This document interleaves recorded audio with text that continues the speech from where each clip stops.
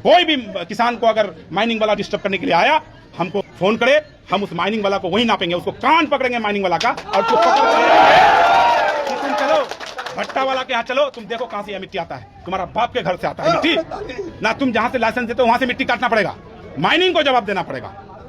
और ईटा का रेट 4 से 5 हजार था, 2020 में 6,000 ईटा का रेट था, रेट बढ़ा है 2020 के बाद।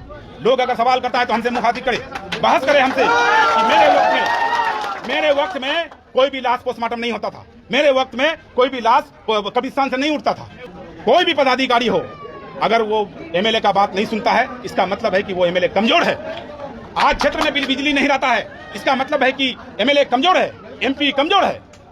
मेरा क्षेत्र में बिजली नहीं रहेगा और वहां का हम एमएलए रहेंगे, हम इस्तीफा दे देंगे, चाहे तो पब्लिक का काम करेंगे वरना हम इस्तीफा दे देंगे। थोड़ा सा बारिश होता है इलाके में तो 2 घंटा 4 घंटा 5 घंटा 8 घंटा बिजली गायब, कभी कभी तो 24 घंटा भी। अगर रात में 7 बजे 8 बजे बारिश हो जाए तो दूसरे दिन 11 बजे बिजली आता है। क्या कर रहे हैं भाई? ठीक कर रहे हैं, काम कर रहे हैं। एलो सेटर ना सेलो सेटर क्या बोलता है वो, बेले उड़ गया, बेले थोड़ा सा बिजली चमका तो बेले सब जगह का बिजली चला गया।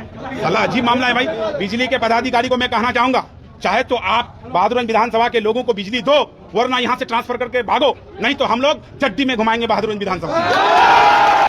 इशू यही था कि ईटा का रेट कम हो और कोई भी ईट भट्टा मालिक जो है लोकल लेबर से नहीं काम कराता है और कोई भी भट्टा गांव के बगल से दूर में नहीं है, जबकि नियम अनुसार 1.5 किलोमीटर गांव से दूर रहना चाहिए, या नहीं तो आज जो हमारा नस्ल और फसल दोनों बर्बाद हो रहा है। आम में कीड़ा हो रहा है, कटहल का जो है वो छोटा छोटा हो रहा है, और यहाँ क्या कहते हैं कि ये ऑक्सीजन लेवल जो कम हो गया है, प्रदूषण जिसको बोलते हैं, उसके वजह से हमारा यहाँ तराक फराक जिसको हम लोग सुरजापुरी में बोलते हैं, हार्ट अटैक से मर जाता है और क्या कहते हैं लू लग जाता है और धूप के कारण मर जाता है। तो ये जो है नस्ल और फसल दोनों बर्बाद कर दिया है ये भट्टा मालिकों ने। मेरा मांग है कि भट्टा चले, सरकार के नियम अनुसार चले। सरकार का नियम है कि बाहर से मिट्टी नहीं काटना चाहिए। जितना भट्टा बहादुरगंज में है सारे भट्टा बाहर से मिट्टी काटते हैं, और बिहार सरकार का नियम है कि नगर निगम में कोई भी नगर निगम में भट्टा नहीं होना चाहिए। बहादुरगंज प्रखंड में जो नगर है, इस नगर में 17 भट्टा है। आखिर किस हिसाब से उसको लाइसेंस मिला और कौन पदाधिकारी इसको लाइसेंस दिया, इस पर कार्रवाई होना चाहिए। और जो सबसे बड़ा मुद्दा है, ईटा का रेट कम हो।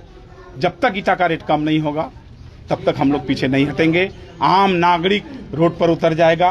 सिर्फ तौसीफ आलम का बात नहीं है, यहाँ पूरे विधानसभा का बात नहीं है, पूरे जिला का बात नहीं है, कोसरी कमिश्नरी का बात है। जो यहाँ रेट आनन फानन में बेचा जा रहा है, 12,000, 11,000, 12,000, 13,000 तक ईंट बिक रहा है।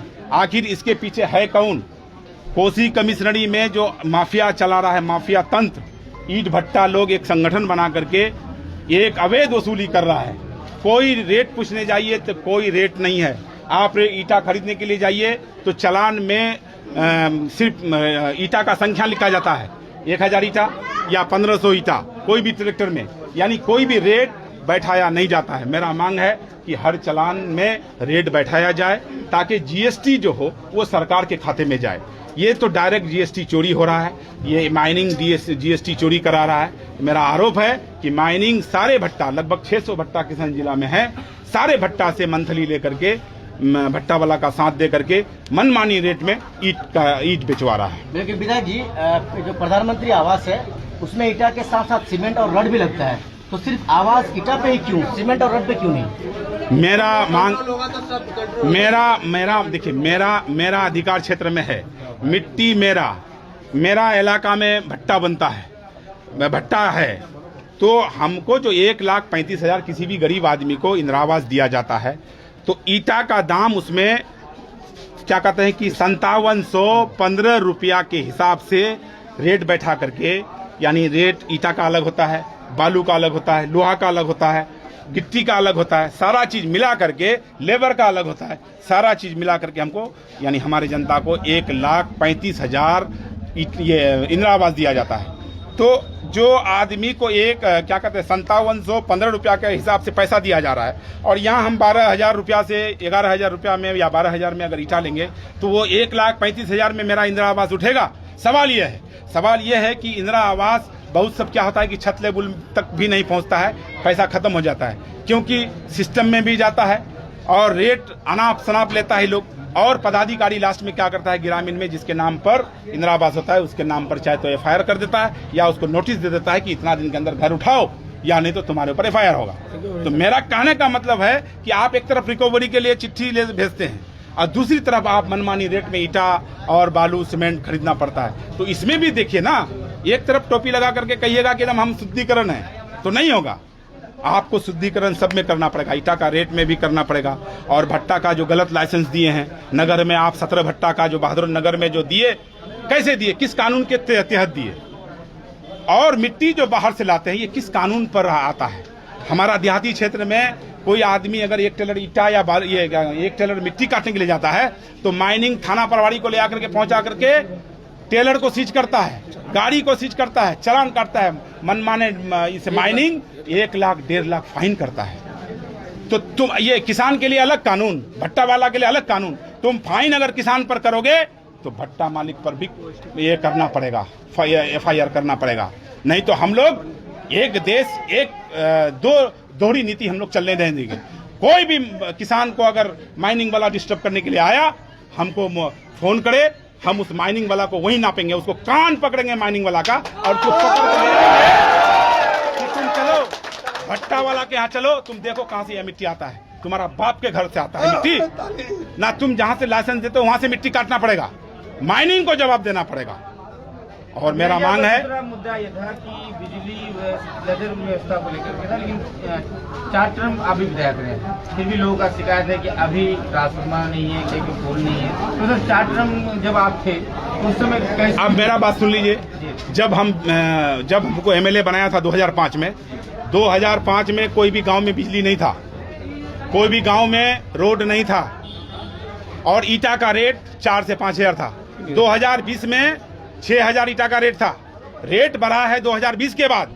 लोग अगर सवाल करता है तो हमसे मुखातिब करे, बहस करे हमसे कि मेरे वक्त में कोई भी लाश पोस्टमार्टम नहीं होता था, मेरे वक्त में कोई भी लाश कब्रिस्तान से नहीं उठता था, मेरे वक्त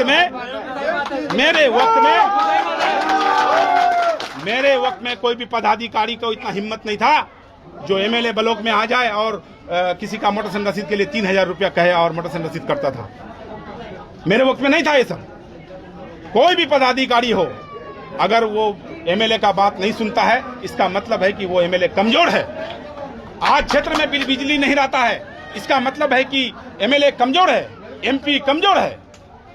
मेरा क्षेत्र में बिजली नहीं रहेगा और वहां का हम एमएलए रहेंगे, हम इस्तीफा दे देंगे, चाहे तो पब्लिक का काम करेंगे वरना हम इस्तीफा दे देंगे। बारिश आएगा तो बिजली थोड़ा सा बारिश होता है इलाके में तो 2 घंटा 4 घंटा 5 घंटा 8 घंटा बिजली गायब, कभी कभी तो 24 घंटा भी। अगर रात में 7 बजे 8 बजे बारिश हो जाए तो दूसरे दिन 11 बजे बिजली आता है। क्या कर रहे हैं भाई? ठीक कर रहे हैं, काम कर रहे हैं। एलो सेटर ना सेलो सेटर क्या बोलता है वो बोले उड़ गया, बोले थोड़ा सा बिजली चमका तो बोले सब जगह का बिजली चला गया।